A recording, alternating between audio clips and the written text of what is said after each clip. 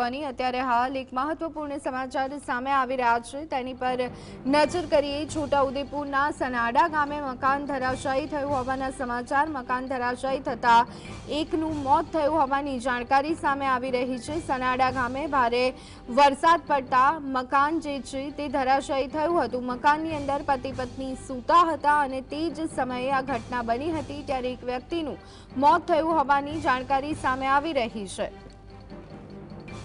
તો આજ અંગે વધુ વિગત મેળવી લઈએ। સંવાદદાતા રફીક અમારી સાથે જોડાઈ ગયા છે। રફીક, સનાડા ગામની ઘટના, ભારે વરસાદને કારણે મકાન ધરાશાયી, એકનું મોત થયા હોવાના સમાચાર, શું વિગતો?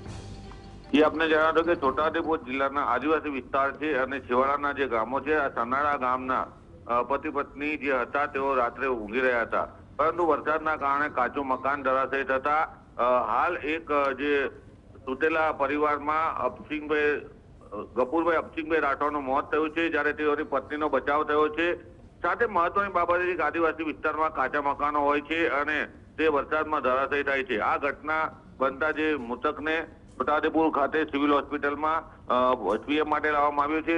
આદિવાસી વિસ્તારની અંદર આજે બનેલી ઘટનાને લઈને ગામમાં શોકનું મોજું ફરી વળ્યું છે। સાથે સાથે છોટાઉદેપુર જિલ્લામાં 2 દિવસથી વરસાદ પડી રહ્યો છે, જેનાથી આવા કાચા મકાનો જે છે ધરાશાયી થવાની ઘટનાઓ અનેક ગામોમાં બને છે। આ પરિવાર ભર નિંદરમાં હતું અને તે સમયે મકાન પડતા તેઓને માથામાં ઈજા થતા તેઓનું મોત થયું હતું।